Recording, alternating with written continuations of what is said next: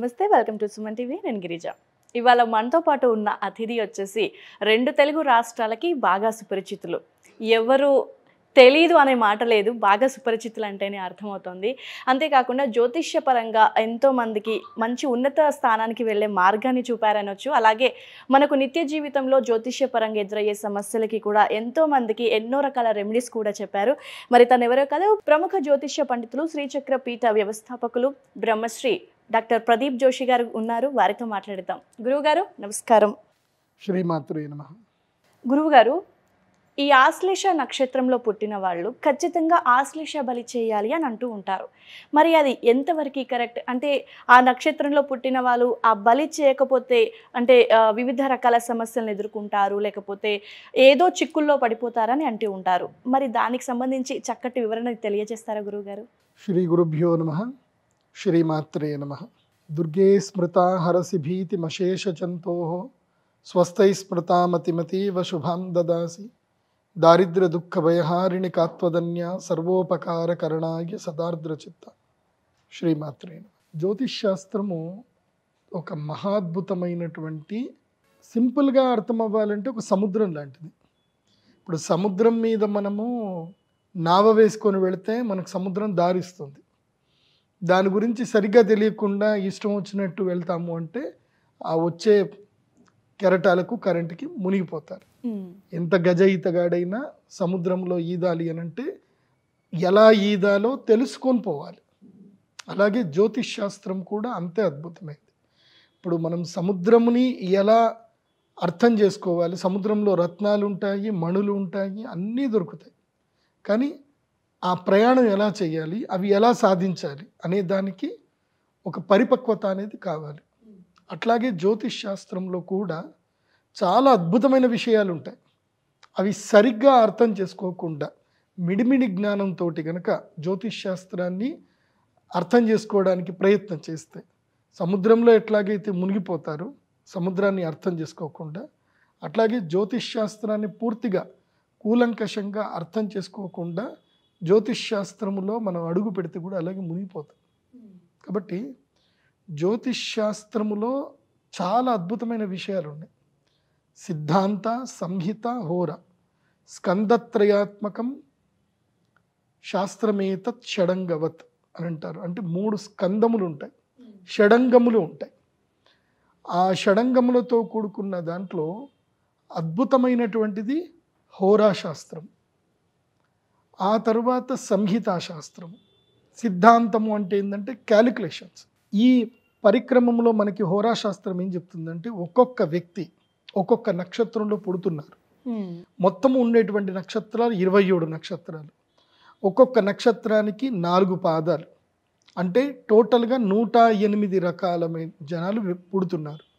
అంటే వ్యక్తిత్వాలు ఎలా ఉంటాయంటే కేవలం 108 రకాల వ్యక్తిత్వాలే ఉంటాయి. ఈ ప్రపంచంలో ఎన్ని వ్యక్తిత్వాలు ఉంటాయి? 108 కేటగిరీసే ఉంటాయి. సో దాంట్లో సబ్ కేటగిరీస్ మీరు ఎన్ని వేసుకుంటుంటే ఇప్పుడు 108 ఇంటూ 3 మనం వేసుకుంటూ వెళితే ఇంకా అన్లిమిటెడ్గా క్యాలిక్యులేషన్ వెళుతూనే ఉంటాయి అన్నమాట. సో ఈ 108 సంఖ్య, అందుకే మన జ్యోతిష్ శాస్త్రంలో కానీ మన యొక్క అర్చనలో కానీ పూజలో కానీ భగవంతుడికి ఎప్పుడైనా సరే మనం అర్చన చేసిన 108 సంఖ్యతోటి చేస్తూ ఉంటాం. ఈ నక్షత్రాలలో 27 నక్షత్రాలు ప్రత్యేకమైనవే. అందులో ఈ నక్షత్రమే గొప్పది, ఈ నక్షత్రం తక్కువ అని చెప్పడానికి లేదు.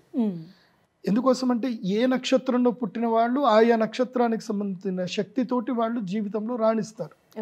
చాలా మంది సరి అయిన గురువు లేక, సరి అయిన జ్యోతిష్ శాస్త్రం పండితుడి యొక్క అవగాహన లేక, అంటే అవగాహన లేని జ్యోతిష్ శాస్త్ర పండితుడి దగ్గరికి వెళ్ళి ఎక్కడో కొలాప్స్ అయిపోతారు. కానీ నాకు తెలిసి ప్రతి నక్షత్రంలో పుట్టినటువంటి వాడు అదృష్టవంతుడే. ఎందుకోసమంటే ఈ ప్రకృతి ఎంత గొప్పది అని అంటే అవసరాన్ని బట్టి మనకి ఒక్కొక్క దగ్గర మనకి ఒక్కొక్కటి ఉపయోగపడుతుంది. ఇప్పుడు మనము భాగ్యనగరంలో ఉన్నాం, సిటీలో ఉన్నాం. ఇప్పుడు మనకి ఇక్కడ బంగారంకి విలువ ఉందా లేదా? చాలా విలువ ఉంది. బంగారం అంటే అందరూ కొట్టుకొని చచ్చిపోతారు. బంగారానికి విలువ ఉంది. రోడ్డు మీద బంగారం పడింది అంటే ఎత్తుకెళ్ళిపోతారు. అదే భాగ్యనగరంలో రోడ్డు మీద ఒక ఇనప గుణపం పడింది, తీసుకుంటారా? పెద్దగా పట్టించుకోరు. సలాకి ఎవరికి కావాలి, ఇనుము ఎవరికి కావాలి అంటారు.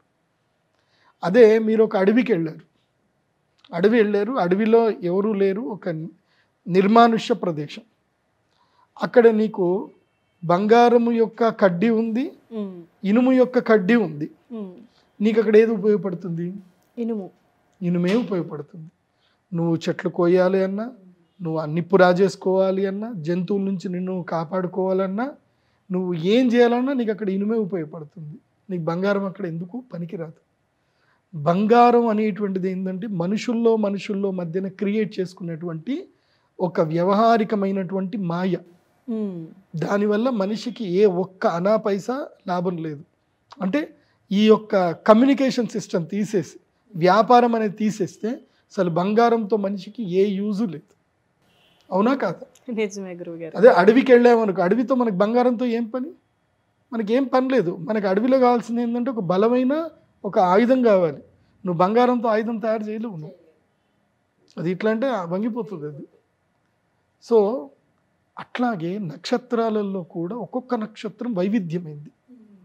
ఆ నక్షత్రాల్లో ఒక వైవిధ్యమైన నక్షత్రము ఆశ్లేష నక్షత్రం. ఈ ఆశ్లేష నక్షత్ర జాతకులు ఎవరు ఈ నక్షత్రంలో పుడతారు అంటే ఇది కర్మ విపాక సంహిత నుంచి మనకు చెప్తారు. అంటే ఒక్కొక్క నక్షత్రంలో ఒక్కొక్కళ్ళు ఎందుకు పుడతారు అనేది కూడా మనకి తెలుస్తుంది. దాన్ని బట్టే వాళ్ళ యొక్క గుణగణాలు, లక్షణాలు, వాళ్ళకి ఎలాంటి సమస్యలు వస్తాయి, వాళ్ళ జీవితంలో వాళ్ళ కర్మ ఎలా వెళ్తుంది, ఇవన్నీ విషయాలు మనకి కర్మ విపాకం చెప్తుంది.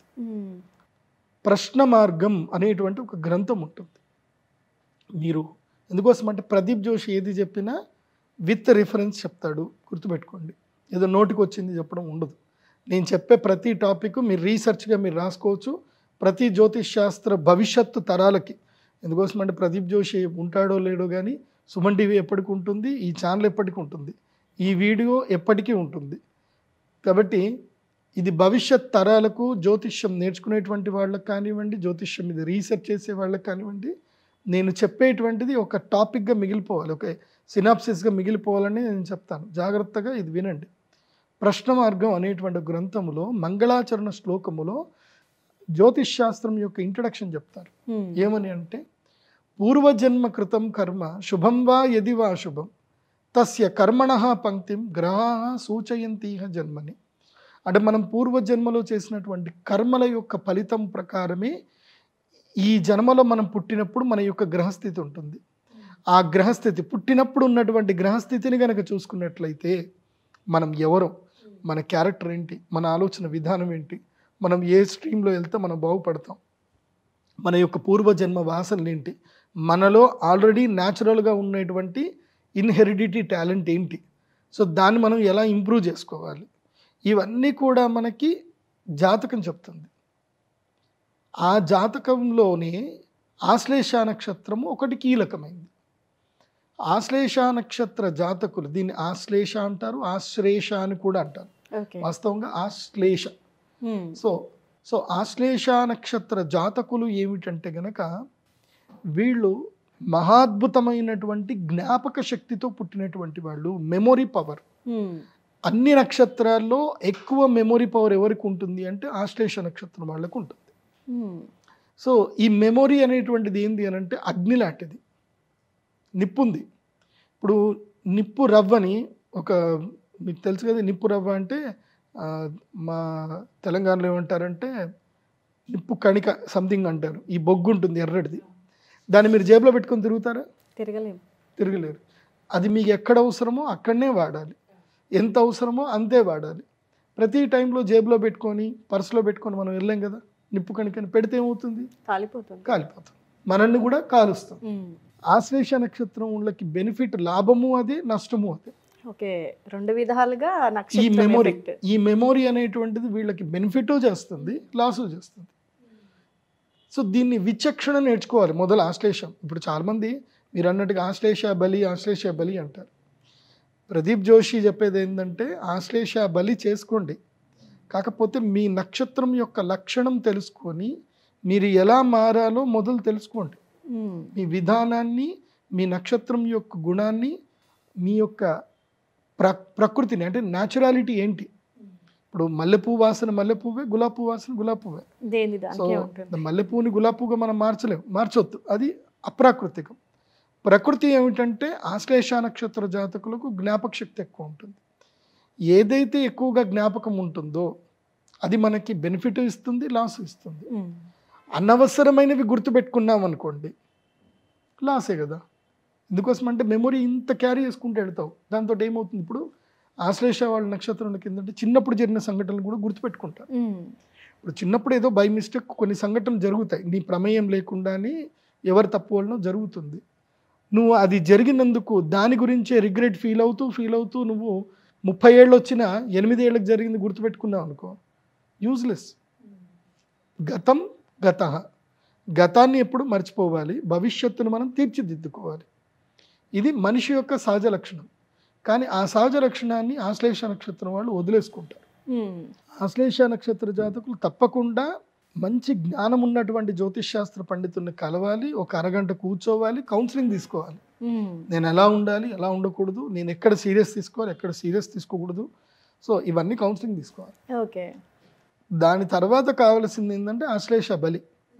ఈ ఆశ్లేష బలి ఎందుకోసము అని అంటే, ఈ ఆశ్లేష నక్షత్రంలో పుట్టుకకి కారణం ఏంటి, పూర్వజన్మ కారణం ఏంటంటే, ఎవరైతే సర్పములను చంపుతారు, పాములను చంపుతారు, ఎవరైతే నిత్య గర్భస్రావాలు అనవసరంగా చేసుకుంటారు, అంటే అత్యాశకు పోయి గర్భస్రావాలు చేసుకోవడం. సో ఇక అది నేను అంత కేటగిరైజ్ చెప్పలేను, బాగుండదు. ఎందుకోసం అంటే కామం కొద్దికి జాయిన్ అవ్వడము, ఆ తర్వాత కోరికల కోసం అని చెప్పేసి అనుకోవడము, తర్వాత భగవంతుడు సంతానం ఇస్తే అది వద్దు అనుకొని వదులుకోవడం, అది కూడా దోషమే, సర్పదోషం. సో ఇలా అతి కామముతో చేసిన తప్పులకు ఏవైతే ఉంటుందో, ముఖ్యంగా గర్భవిచ్ఛిన్నం చేయడం, లేదా వేరే వాళ్ళ మీద ఈర్షతోటో కోపంతోటో వాళ్ళకి గర్భస్రావం అయ్యేటట్టుగా మందులు పెట్టడం, ఓకే, అంటే దుర్మార్గపు పనులు చేయడం.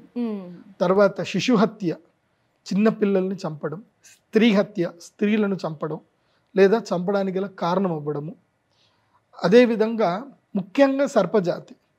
అది కాకుండా ఈ అప్పుడే పిల్ల బయటకు వస్తున్నప్పుడు ఆ కోడి గుడ్లని, ముఖ్యంగా అది కోడి గుడ్లని చెప్తారు, కాకపోతే నేను చెప్పేది ఏంటంటే ఏదైనా హింసనే. సో గుడ్లు పగలగొట్టడము, ఇలాంటివి ఏవైనా చేయడము. గుడ్డు పగలగొట్టడం కూడా దోషంగానే అంటారా గురుగారు? కాలం మారుతుంది, కాలం మారుతున్న కొద్దికి కొన్ని మనము చెప్పినా తప్పు అవుతాయి, చేసేటోళ్ళు చేస్తారు. గుడ్డును వెజ్ అనేటోళ్ళు కూడా ఉన్నారు, దానికి నేనేం చెప్పాలి. సో అది అది ఒక కైండ్ ఆఫ్ వెళ్తా ఉంది. కాకపోతే శాస్త్రం ఏం చెప్తుందో అది చెప్తున్నాను నేను, అంతే. సో ఇది అనే కాదు, ఒకటి తల్లికి దుఃఖం కలగకూడదు. ఇప్పుడు నువ్వు గుడ్డు పగలగొట్టావు, అది తల్లికి తెలియదు. ఇప్పుడు అన్ని బాయిలర్ కోడ్లు తయారయ్యాయి, అవి గుడ్లు పెడతా ఉన్నాయి, వాటికి గుడ్డు వచ్చింది కూడా సంగతి కూడా తెలియదు. వాటికి ఆ లవ్ ఎఫెక్షన్ దాని మీద ఉండనే ఉండదు. సో నాకు తెలిసి దానికి పెద్దగా రీజన్ అయితే ఉండదు. బట్ అక్కడ ఆక్రోషం అనేది ఉండాలి. ఇప్పుడు ఒక పక్షి తన ప్రేమగా గుడ్లు పొదిగింది, ఆ పక్షి కంటెదురుగాని గుడ్లు నువ్వు తీస్తున్నావు, ఆ పక్షి ఆక్రోశిస్తుంది ఏం చేయలేక, అది దోషం. ఆక్రోషణ ఉండకూడదు, నువ్వు చేసే పనిలో ఆక్రోషణ ఉండకూడదు. ఇప్పుడు ఒక కుక్క పిల్లని పెట్టింది, ఆ పిల్లని పెట్టగానే ఆ మాధుర్యం, తల్లి యొక్క మాధుర్యాన్ని, పాలని తీసుకోక ముందే తల్లిని బిడ్డను వేరు చేస్తావు, ఆ తల్లి క్రోధిస్తుంది. తల్లి బిడ్డని వేరు చేయడము, అది ఆక్రోషం అనేది ఉండకూడదు. సింపుల్. పాపం అంటే ఏమిటంటే ఇతరులకి మన వల్ల పెయిన్ జరగడమే పాపం.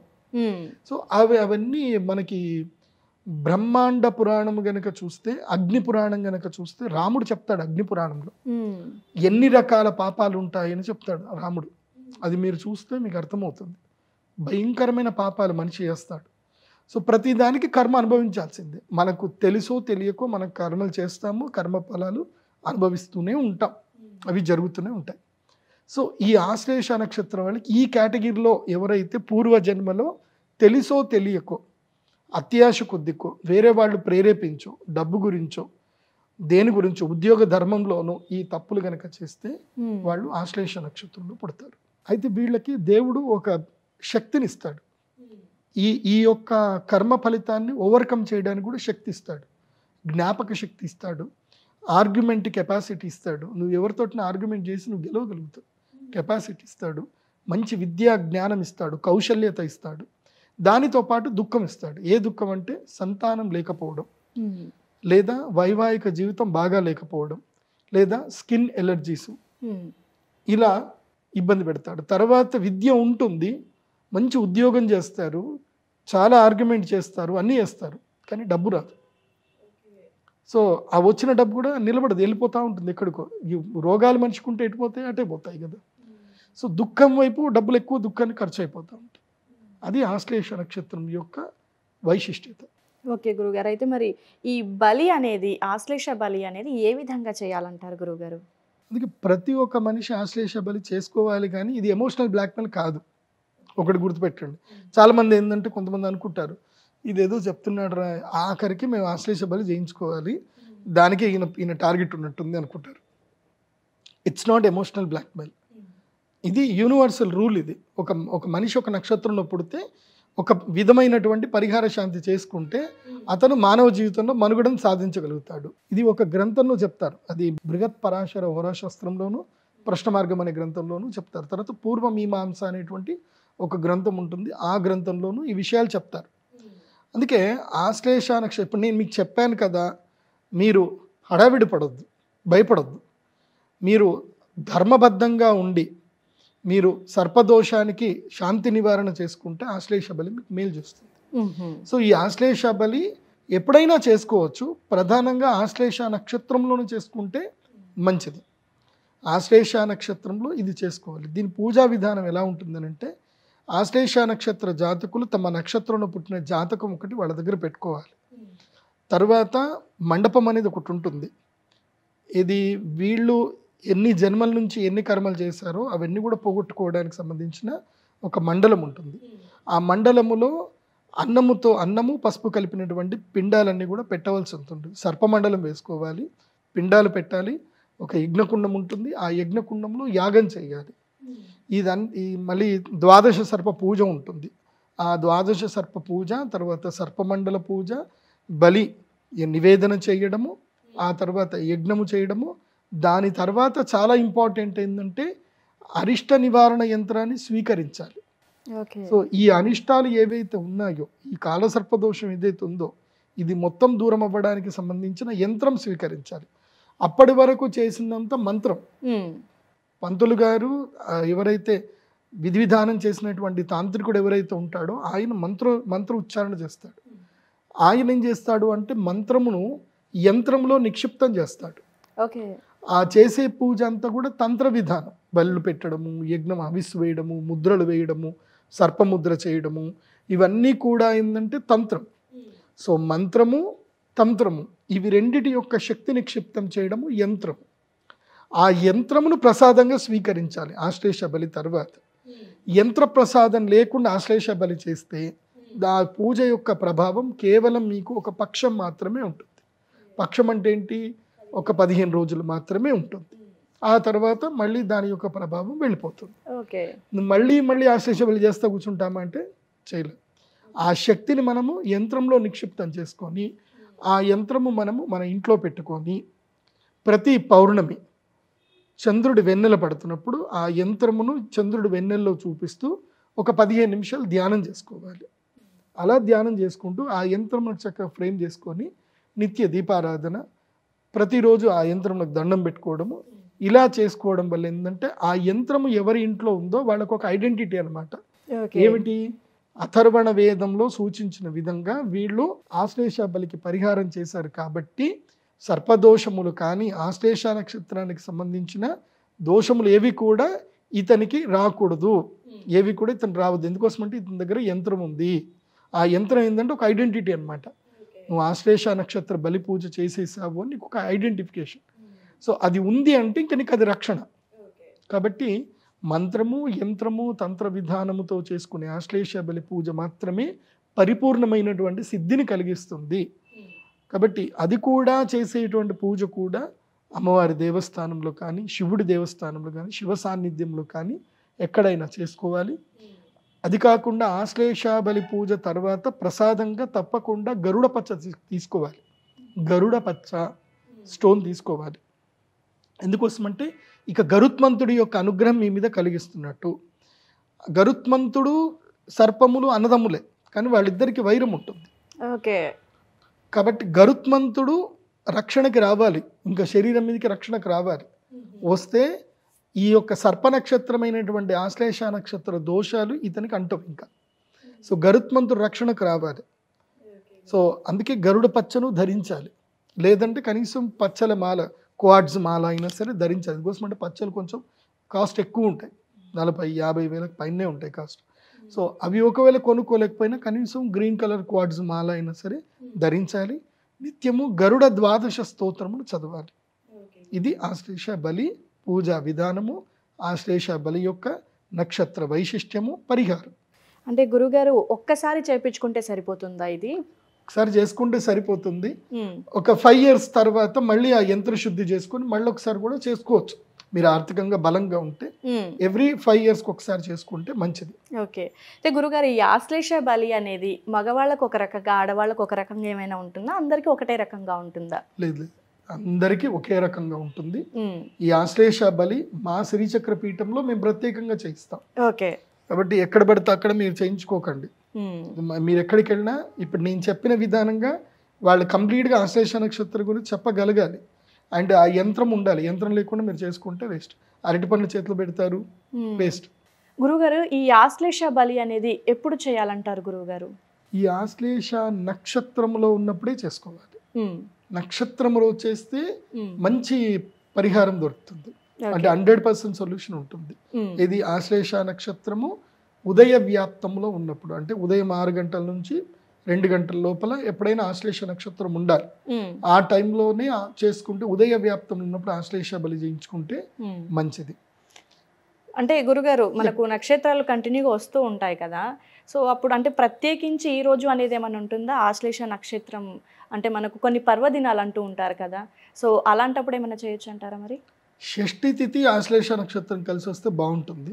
షష్ఠి ఆశ్లేష రెండు కలిసి రావాలి, అది కలిసి వస్తే బాగుంటుంది. మీరు క్యాలెండర్లో చూసుకోవాలి. ఆశ్లేష నక్షత్రము షష్ఠి కాంబినేషన్లో ఎప్పుడన్నా వస్తే అది చాలా మంచిది.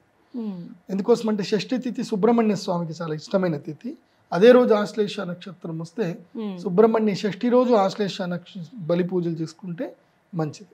గురుగారు మరి ఈ ఆశ్లేష బలి అనేది ఎక్కడ చేస్తారు గురుగారు? ఇది మా అమ్మవారి యొక్క పీఠములో, శ్రీచక్ర పీఠములో ప్రత్యేకంగా అర్చకులు ఉంటారు, దీనికి సంబంధించిన తాంత్రికులు ఉంటారు, పూజా విధానం ఉంటుంది. అక్కడనే మా అమ్మవారి దేవస్థానంలోనే చేస్తాం. ఈ పూజ ఎవరైతే చేయాలనుకుంటున్నారో వాళ్ళు ఏమీ తీసుకురావాల్సిన అవసరం లేదు. 2 జతల బట్టలు తెచ్చుకుంటే చాలు. కార్యక్రమం మొత్తం మేమే అన్ని అరేంజ్ చేస్తాము. కూర్చొని మీరు పువ్వులు పండ్లు అవి తెచ్చుకుంటే చాలు. చక్కగా పూజ అది అంతా చేసుకున్న తర్వాత ఔభృత స్నానం ఉంటుంది. బలి అయిన తర్వాత ఔభృత స్నానం ఉంటుంది.